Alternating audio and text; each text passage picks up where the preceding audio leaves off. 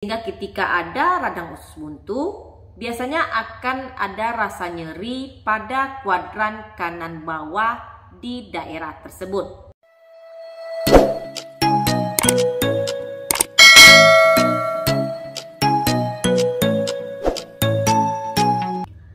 Assalamualaikum warahmatullahi wabarakatuh. Topik pembahasan kita kali ini adalah membahas tentang apendiksitis. Apendiksitis dikenal juga dengan istilah peradangan pada usus buntu. Usus buntu adalah sebuah kantong kecil berbentuk jari yang menonjol dari usus besar pada perut kanan bawah. Kadang-kadang apendik ini juga disebut dengan istilah umbai cacing, di mana bentuknya seperti ulat atau cacing dan panjangnya itu sekitar lebih kurang 10 cm. Kira-kira bentuknya adalah seperti ini. Secara teknis, apendik ini sebenarnya tidak memiliki fungsi. Namun faktanya, apendik dapat menjadi meradang dan menyebabkan perut mengalami nyeri. Kondisi inilah yang dikenal dengan istilah radang usus buntu atau apendiksitis. Meskipun siapapun dapat terkena radang usus buntu, namun kondisi ini paling sering terjadi pada orang yang berusia antara 10 sampai 39 tahun.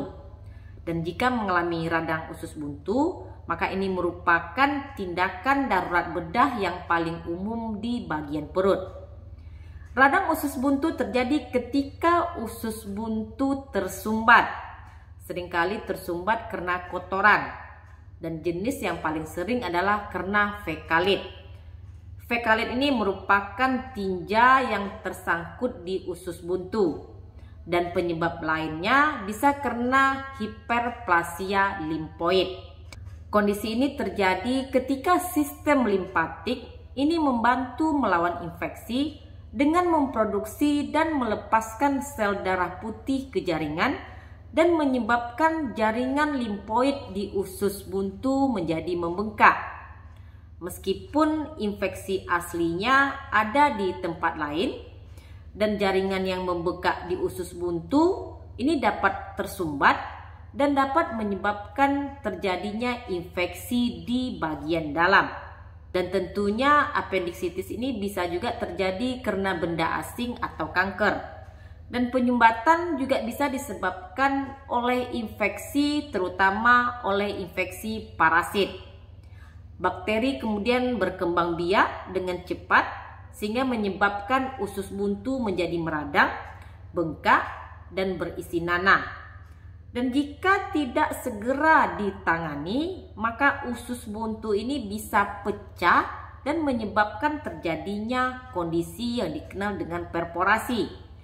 Perforasi terjadi ketika usus buntu tersebut pecah dan berlubang, kemudian kandungan yang di dalam usus buntu yang pecah tadi, yang meradang tadi, akan masuk ke rongga perut sehingga dapat menyebabkan terjadinya abses. Dan pada kondisi yang lebih parah, ini dapat terjadi peritonitis. Peritonitis ini merupakan peradangan di dalam rongga dinding perut. Dan ini juga dapat menyebabkan terjadinya sepsis yang lebih buruk daripada infeksi yang tentunya akan dapat masuk ke aliran darah. Jadi secara keseluruhan, radang usus buntu disebabkan oleh penyumbatan. Apapunlah jenis penyebab dari tersumbatnya usus buntu tersebut. Sekarang kita akan bahas tentang gejala dari radang usus buntu ini. Biasanya akan ada rasa nyeri perut. Pada mulanya, ini nyeri perut ini akan bersifat umum atau periumbilikal, yakni nyerinya hanya di sekitar daerah pusar. Biasanya akan datang dan pergi dalam beberapa jam. Dan akhirnya rasa sakit akan bertambah parah dan timbul mual dan juga muntah. Kemudian rasa mual akan hilang. Dan rasa sakitnya akan kelamaan akan dapat berpindah dan terlokalisasi di area kuadran kanan bawah. Ini merupakan lokasi letaknya usus buntu. Rasa sakitnya ini akan dimulai dari nyeri visceral yang bersifat tumpul dan tidak dapat menunjukkan lokasi nyerinya. Barulah kemudian berlanjut menjadi nyeri varietal, di mana nyerinya ini bersifat tajam, jelas, dan menetap, terutama karena usus buntu ini semakin meradang. Mungkin juga disertai dengan rasa mual dan juga muntah, dan mungkin juga ada demam. Seperti yang sudah saya sebutkan bahwa nyeri biasanya di kuadran kanan bawah tempat apendik berada. Titik Max Burni sesuai dengan lokasi khas apendik. Jika ditarik garis antar pusat ke klista iliaca anterior superior yang merupakan bagian depan atas tulang pinggul atau tulang panggul, maka kalian akan menemukan titik Max Burni. Ini sekitar sepertiga jarak dari klista iliaca anterior superior. Titik ini akan berkorelasi dengan lokasi khas usus buntu. Sehingga ketika ada radang usus buntu, biasanya akan ada rasa nyeri pada kuadran kanan bawah di daerah tersebut.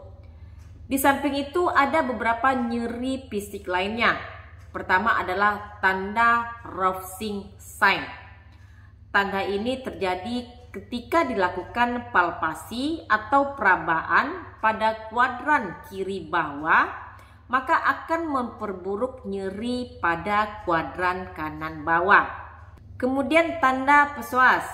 Tanda ini terjadi ketika kita berbaring, kemudian miring ke kiri dan kaki kanan diluruskan ke pinggul, dan ini akan menimbulkan sakit perut.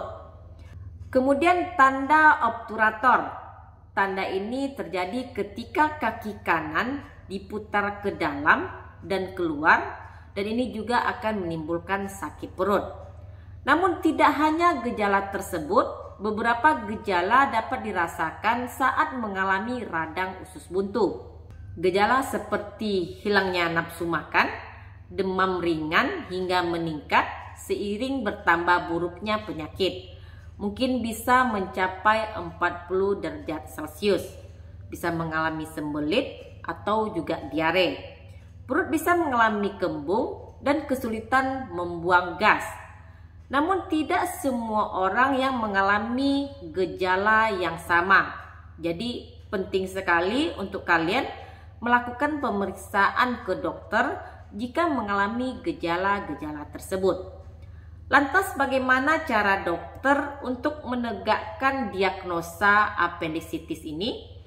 Biasanya dokter akan melakukan pemeriksaan darah dan beberapa jenis pemeriksaan penunjang lainnya. Pada pemeriksaan laboratorium pada bagian darah, ini akan terlihat terjadinya peningkatan jumlah leukosit atau sel darah putih. Hal ini terjadi karena proses peradangan atau infeksi yang ada. Namun peradangan usus buntu kadang-kadang juga jumlah sel darah putihnya juga dalam batas yang normal. Untuk pemeriksaan penunjang selanjutnya bisa menggunakan USG. Untuk pemeriksaan USG ini biasanya dilakukan untuk mendiagnosa apendiksitis pada anak-anak dan juga ibu hamil. Dan untuk laki-laki dan wanita yang tidak hamil, ini bisa menggunakan CT scan.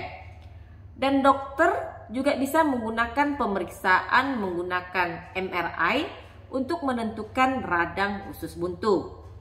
Tapi ini tentunya dilakukan jika tidak dapat mengidentifikasi radang usus buntu pada pasien anak dan juga pada pasien wanita hamil dengan menggunakan pemeriksaan USG.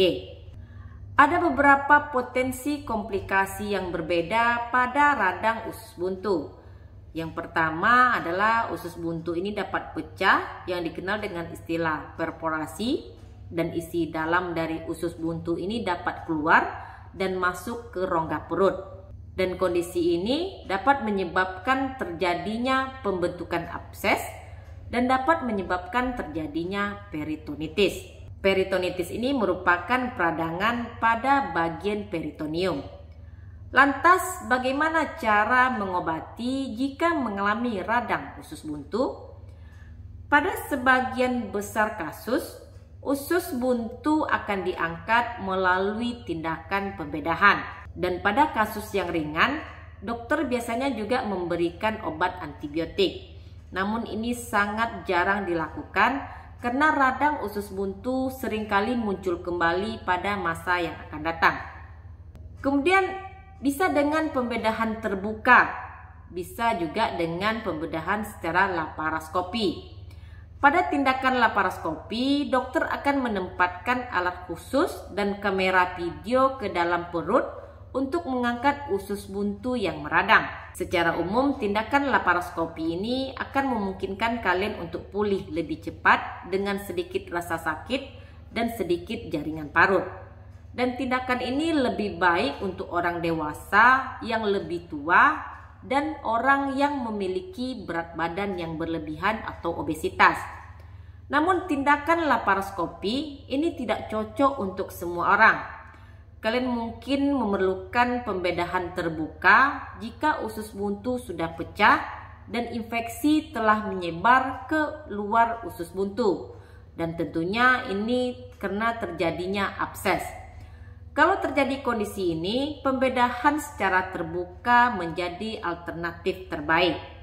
Namun begitu, gejala radang usus buntu ini bisa menyerupai banyak kondisi yang lainnya. Hal ini terutama berlaku bagi perempuan. Kenapa demikian? Perut bagian bawah perempuan terletak dekat dengan rongga panggul. Dan kondisi yang mempengaruhi organ panggul mungkin akan terasa mirip dengan radang usus buntu. Kasus yang paling sering salah arti antara radang usus buntu dengan kelainan lain pada wanita adalah terjadinya endometriosis, atau bisa karena terjadinya kista ovarium atau kehamilan ektopik. Itu yang sering bikin salah artikan dengan radang usus buntu. Namun begitu, tidak tertutup juga kemungkinan disebabkan oleh kondisi yang lainnya. Ketika sudah terdiagnosa menderita radang usus buntu, maka usus buntu ini bisa pecah dalam waktu 36 jam setelah gejala tersebut muncul. Dan biasanya operasinya akan dijadwalkan dalam 24 jam. Demikian video saya kali ini, semoga bermanfaat. Terima kasih sudah menonton. Jumpa lagi di video saya berikutnya. Jangan lupa untuk di like, komen, dan di subscribe. Dukung channel ini agar lebih berkembang. Stay healthy. Assalamualaikum.